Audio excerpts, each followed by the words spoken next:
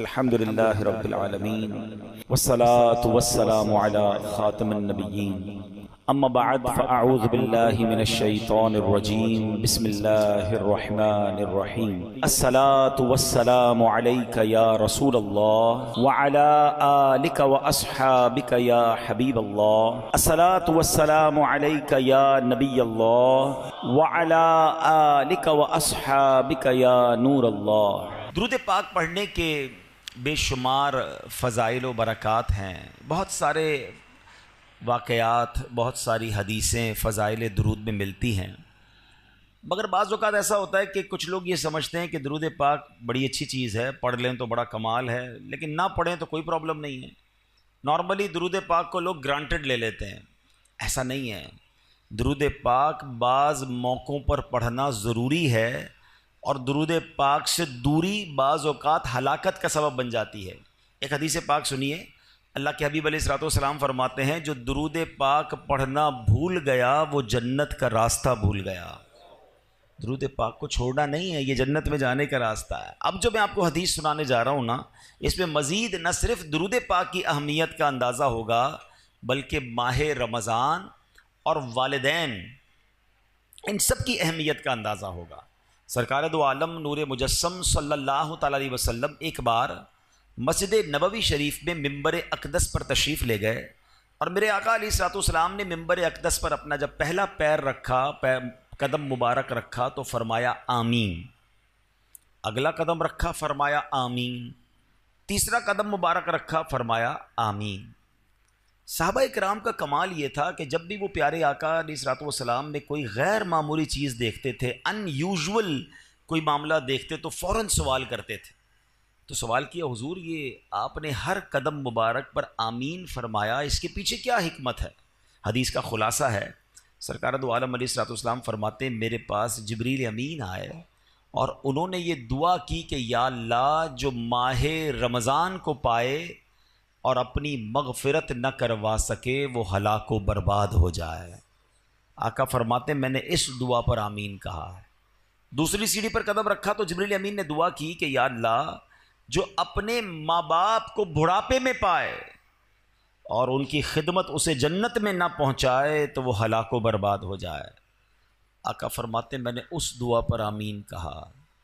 اور تیسری سیڑھی پر جب قدم رکھا تو نبی پاک علیہ الصلوۃ والسلام فرماتے ہیں کہ جبریل امین نے دعا کی کہ یا اللہ جو نبی پاک علیہ الصلوۃ والسلام کا نام سنے اور آپ پر درود نہ پڑھے وہ بھی ہلاک و برباد ہو جائے۔ میرے آقا فرماتے ہیں میں نے اس دعا پر آمین کہا۔ اب ذرا غور کیجئے، سب سے پہلے تو یہ سمجھتے ہیں اس دعا کی امپورٹنس کتنی ہے، اس دعا کا مرتبہ کتنا ہے۔ دعا کرنے والے کون ہیں؟ فرشتوں کے سردار جبریل امین، اور آمین کہنے والے کون ہیں؟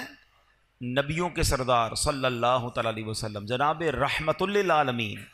اٹ مینز دعا کے قبولیت میں تو کوئی شک نہیں ہے۔ اب یہ تینوں کام بڑے اہم ہو گئے نا، رمضان ملے اور مغفرت نہ ہو وہ مارا جائے گا، وہ برباد ہو جائے گا۔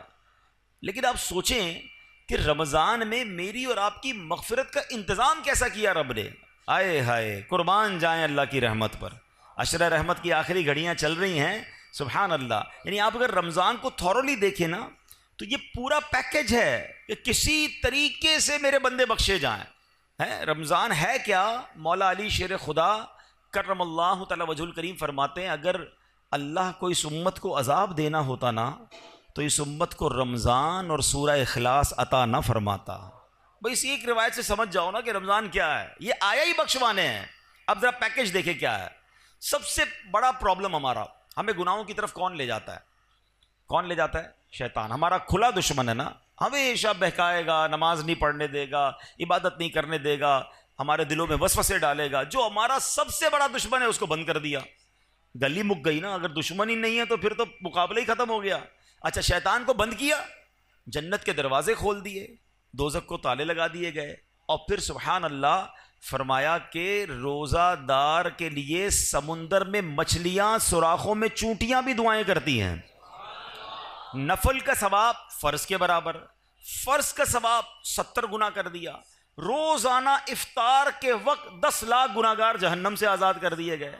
اچھا، روزانہ رات رحمت کا فرشتہ ندا دے رہا ہے، آسمان سے آوازیں لگائی جا رہی ہیں، ہے کوئی مانگنے والا اس کی توبہ قبول کی جائے، ہے کوئی مغفرت کا سوالی اس کا سوال. یعنی جو فقیر ہوتا ہے نا وہ سخی کے در پہ جا کر کہتا ہے کچھ دے دو آپ کی مہربانی، وہاں سے خود ندائیں ہیں کہ مانگ لو جو مانگنا ہے. یہ بتاؤ بخشش کا کوئی بہانہ نہیں چھوڑا گیا ہے. لیکن اگر پھر بھی رمضان میں کوئی نہ بخشا جائے، جو اس مہینے میں بھی گناہ کرے، روزے نہ رکھے، نمازیں نہ پڑھے، ہیں اس مہینے میں راتوں کو گناہ میں گزارے، راتوں میں پھر برے کام کرے. اب کتنی سخت بات ہے کہ تمہارا دشمن شیطان بند کر دیا پھر بھی تم گناہوں سے باز نہیں آ رہے. اب اس میں بھی کچھ لوگوں کو وسوسہ آتا ہے کہ یار جب شیطان بند ہے تو گناہ کیوں ہو رہے ہیں؟ تو اس کی وجہ یہ علماء نے بڑی پیاری مثال دی کہ اگر آپ سائیکل چلائیں اور چلاتے چلاتے بہت دیر تک چلاتے رہے، اس کے بعد پیڈل مارنا چھوڑ دیں، پھر بھی سائیکل کافی دیر تک چلتی رہتی ہے. تو 11 مہینے جو شیطان نے پیڈل مارے نا ہم پر، تو یہ سائیکل کو بریک تو اچھا سائیکل پیڈل مارنا چھوڑ دیں پھر رکے گی کیسے؟ ایک بار روک دیں، اب نہیں چلے گی، کیونکہ جب تک آپ پیڈل نہیں ماریں گے سائیکل نہیں چلے گی. ایسا ہی ہے نا، ہم بریک نہیں مارتے. ہونا یہ چاہیے پہلی رمضان کو ہی بریک لگا دیں کہ بس اب گناہ نہیں کرنے. سارے گناہوں والے دوست دور، موبائل میں سارے وہ تمام گروپ سے ایگزٹ، تمام پیجز سے باہر جو مجھے گناہ کرواتے. بریک تو لگاؤ نا، پھر نہیں ہوگا رمضان میں گناہ. اگر بریک ہی نہیں لگ رہا، ہمیں دوست بھی وہی چاہیے، ہمیں موبائل میں بھی وہی دیکھنا ہے، ہمیں جناب معاذ اللہ ٹی وی میں بھی وہی دیکھنا ہے. تو آپ سوچیں رمضان میں گناہ کی پنشمنٹ بھی زیادہ ہے، اس کی سزا بھی زیادہ ہے، مگر لوگ گناہوں سے باز نہیں آتے رمضان میں. ایک حدیث سے اس کی سیویرٹی، اس کی سختی سمجھو.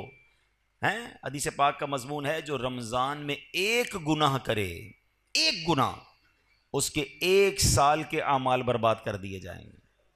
ایسا نہ ہو کہ رمضان میں کروڑوں بخشے جائیں اور ہم اپنی بری عادتوں کی وجہ سے مارے جائیں. رمضان کی راتیں گناہوں کے لیے نہیں، عبادت کے لیے ہیں. رمضان کھانے پینے کے لیے نہیں، یہ تلاوت اور سجدوں کے لیے آیا ہے. تو نمبر 1 اس دعا کو یاد رکھنا کہ نبی پاک نے آمین کہا ہے کہ جو رمضان کو پائے اور اپنی مغفرت نہ کروا سکے وہ ہلاک ہو جائے. دوسری کیا دعا تھی کہ یا اللہ جو اپنے والدین کو بڑھاپے میں پائے اور ان کی خدمت اسے جنت میں نہ پہنچائے تو وہ بھی ہلاک و برباد ہو جائے. آپ سوچئے کہ ہم اپنے والدین کی کتنی خدمت کرتے ہیں. جب والدین کی بات چلی ہے نا تو چلیں پہلے میں ہماری امی حضور حضرت خدیجۃ الکبریٰ رضی اللہ تعالیٰ کا بھی کچھ ذکر کر لوں کہ کیا عظیم ہستی ہیں. 10 رمضان ان کا یوم وصال ہے. کمال کی حدیث سنیے گا، بخاری شریف کی حدیث. جب پیارے آقا علیہ الصلوۃ والسلام غار حرا میں تشریف لے جایا کرتے تھے، ایک دن یہ ہوا کہ پیارے نبی رسول ہاشمی علیہ الصلوۃ والسلام غار حرا میں تشریف فرما تھے. حضرت جبریل امین بھی بارگاہ رسالت میں حاضر تھے. اتنے میں مسلمانوں کی پیاری امی جان رسول اکرم صلی اللہ تعالیٰ علیہ وسلم کی زوجہ محترمہ حضرت خدیجۃ الکبریٰ رضی اللہ تعالیٰ عنہ دور سے آتی ہوئی نظر آئیں. آگے کیا ہوا؟ بخاری شریف کی حدیث سے پاک سنیے کہ صحابی رسول حضرت ابو ہریرہ رضی اللہ تعالیٰ عنہ فرماتے ہیں حضرت جبریل امین نے خدیجۃ الکبریٰ رضی اللہ تعالیٰ عنہ کو دیکھا تو عرض کیا یا رسول اللہ صلی اللہ تعالیٰ علیہ وسلم، یہ خدیجہ آ رہی ہیں، ان کے پاس برتن ہے جس میں کھانا ہے، جب وہ آپ کے پاس پہنچ جائیں تو انہیں اللہ پاک کا بھی سلام دیجئے، میرا بھی سلام کہیے، اور انہیں یہ خوشخبری سنا دیجئے کہ جنت میں ان کے لیے اندر سے خالی یعنی خولدار موتیوں سے بنا ہوا گھر ہے جس میں نہ کوئی شور ہے نہ کوئی تکلیف ہے. اللہ کا سلام، جبریل امین کا سلام اور جنت میں گھر کی بشارت. جب حضرت خدیجہ نبی پاک کے پاس پہنچی تو پیارے آقا علیہ الصلوۃ والسلام نے فرمایا اللہ پاک اور حضرت جبریل نے تمہیں سلام کہا ہے. تو اس کا جواب دیتے ہوئے حضرت خدیجہ نے کیا کہا؟ ان اللہ هو السلام وعلی جبریل السلام وعلیک السلام ورحمۃ اللہ وبرکاتہ. یعنی اللہ پاک سلام ہے اور حضرت جبرائیل اور آپ علیہ الصلوۃ والسلام پر سلامتی، اللہ پاک کی رحمتیں اور برکتیں ہوں. یہ مرتبہ ہے ہماری امی حضور حضرت خدیجۃ الکبریٰ رضی اللہ تعالی عنہا کا. مادر اولین اہل ایمان کی ہے یہ اس کی بزرگی و پاکیزگی، برگزیدہ ہے رب محمد کی بھی، عرش سے جس پہ تسلیم نازل ہوئی، اس سرائے سلامت پہ لاکھوں سلام. اس کا جبریل ملحوظ رکھے ادب، جنتی گوہریں گھر اسے بخش رب، کوئی تکلیف اس میں نہ شور و شغب، منزل من قصب لا نصب لا صخب، ایسے کو شک کی زینت پہ لاکھوں سلام. سبحان اللہ. حضرت خدیجہ کا مرتبہ آپ کا کچھ تعارف بھی سن لیتے ہیں۔ سبحان اللہ، آپ رضی اللہ تعالیٰ عنہ کی کیا شان ہے۔ آپ کی کنیت ام قاسم ہے، آپ کا سب سے مشہور لقب الکبریٰ ہے۔ آپ بہت پاک باز، بہت باہمت، بلند حوصلہ، باعزت، اعلیٰ نسب رکھنے والی اور نہایت عقل مند خاتون تھیں۔ آپ کے اعلیٰ اوصاف و کمالات کی کیا شان ہے کہ زمانہ جاہلیت میں بھی آپ کو طاہرہ یعنی پاکیزہ خاتون اور سیدۃ قریش یعنی قریش کی سردار خاتون کے لقب سے پکارا جاتا تھا۔ اسلام کا اعلان نہیں ہوا، اس سے پہلے کی بات ہو رہی ہے۔ حضرت خدیجہ کا ایک بڑا پیارا لقب صدیقہ بھی ہے۔ نبی پاک علیہ الصلوۃ والسلام نے فرمایا ہذہ صدیقۃ امتی، یعنی یہ میری امت کی صدیقہ ہیں۔ ایک اور خوبصورت بات کہ پیارے آقا کے 7 اولاد ہوئیں، یاد رکھیے گا، 7 بچے ہیں نبی پاک علیہ الصلوۃ والسلام کے، 4 شہزادیاں حضرت زینب، حضرت رقیہ، حضرت ام کلثوم اور بی بی فاطمہ رضی اللہ تعالی عنہن، اور 3 شہزادے حضرت قاسم، حضرت عبداللہ اور حضرت ابراہیم۔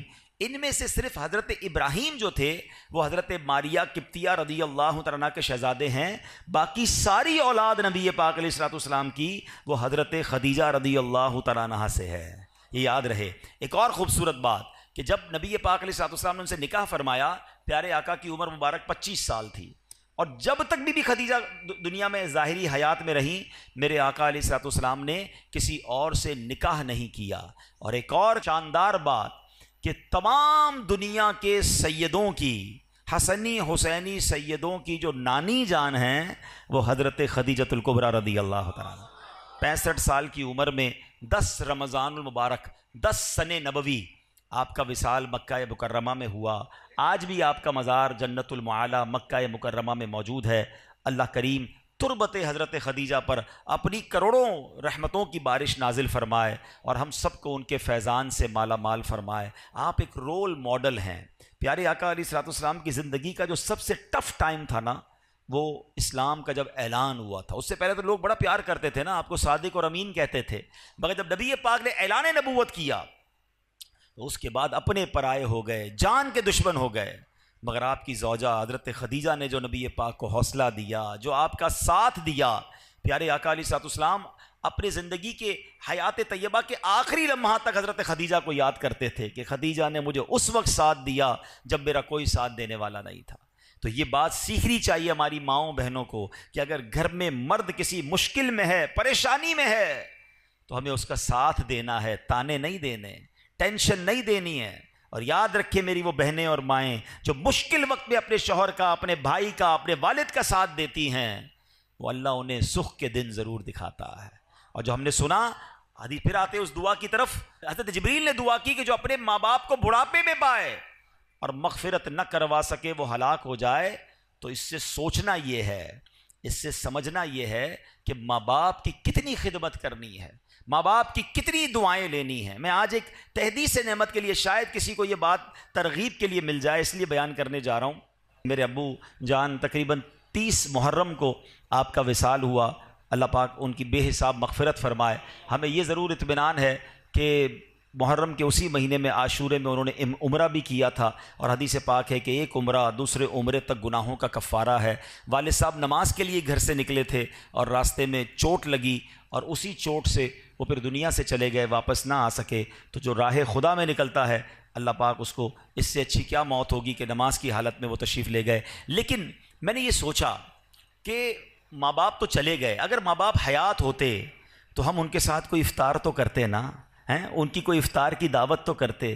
تو میں نے اور میرے بھائی نے مشورہ کیا کہ اب نہ امی ہیں نہ ابو ہیں، ان کی مسجدیں تو ہیں، تو کیوں نہ ہم وہاں جا کر قرآن خوانی کر کے ایک افطار اجتماع ان کے ایصال ثواب کا کریں، تاکہ ان کی روح کو ثواب پہنچے اور قبر میں بھی انہیں احساس ہو کہ انہیں بچے ان کے بھولے نہیں ہیں۔ یہ بات میں نہ کرتا، مگر میں اس لیے اس طرح کی بات کر رہا ہوں کہ شاید وہ لوگ جن کے ماں باپ چلے گئے ہیں ان کو ترغیب ملے کہ خدا کی قسم آج اگر آپ کے پاس ماں باپ ہیں، واللہ یو آر سو لکی، جس کے پاس ماں باپ بھی ہیں اور رمضان بھی ہے، آئے ہائے ہائے، اور کیا چاہیے تمہیں کہ ماں کے ساتھ افطار کرتے ہو، والد کے ساتھ افطار کرتے ہو، ماں کی دعائیں تمہارے ساتھ ہیں اور رب کی رحمتیں برس رہی ہیں، اس سے اچھی تو کوئی بات نہیں ہے۔ تو پلیز ماں باپ ہیں تو قدر کیجئے، دعائیں لیجئے، ان سے ان کو راضی کرنا، یہ تمہارے لیے جنت کا سامان ہے۔ حدیث پاک کا مضمون ہے جن سے ان کے ماں باپ راضی ان سے ان کا رب راضی، اور اگر ماں باپ ناراض تو رب ناراض، انہیں ناراض نہ کرنا، ہمیشہ خوش رکھنا۔ اور اگر ماں باپ چلے گئے ہیں تو انہیں بھولا نہ کرو، کسی نہ کسی بہانے انہیں تحفے پہنچایا کرو۔ ہم کیا تحفہ پہنچا سکتے ہیں؟ اب تو ان کو کوئی پیسے تو نہیں دے سکتے، کوئی سوٹ پیس بھی نہیں دے سکتے، مگر دعائیں تو دے سکتے ہیں، ثواب تو پہنچا سکتے ہیں۔ ہر بندہ اپنی حیثیت کے مطابق کرے، ضروری نہیں کہ آپ بہت بڑا افطار اجتماع اماں جان کے لیے کریں گے تو ہی ثواب پہنچے گا، پوری مسجد بنائیں گے۔ ہر بندہ اپنی حیثیت کے مطابق، آپ مسجد میں ایک اینٹ لگا دیں اگر آپ کی جتنی حیثیت ہے، آپ 2 کھجوریں کسی کو کھلا دیں کہ یہ میرے ابو کے نام کی ایک کھجور، یہ میری والدہ کے نام کی ایک کھجور، انہیں پتہ تو چلے، انہیں ان کی روح کو احساس تو ہو کہ بچوں نے یاد رکھا ہے، بھول نہیں گئے، بھولی بسری داستان نہیں بن گئے ہم۔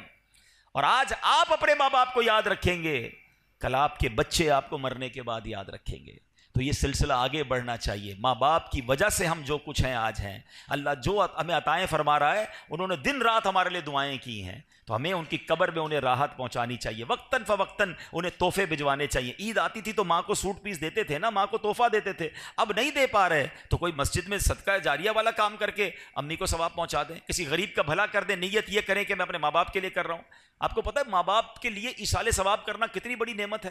جو بچہ اپنے ماں باپ کے لیے حج کرتا ہے نا، یعنی اگر فرض حج پہلے کر لیا، اب نفلی حج کرنے جا رہا ہے اور نیت کرتا ہے کہ میں اپنے والدین کے لیے کر رہا ہوں، تو حدیثوں میں یہ الفاظ آتے ہیں کہ ماں باپ کو تو حج کا ثواب ملے گا، اس بچے کو 10 حج کرنے کا ثواب ملے گا۔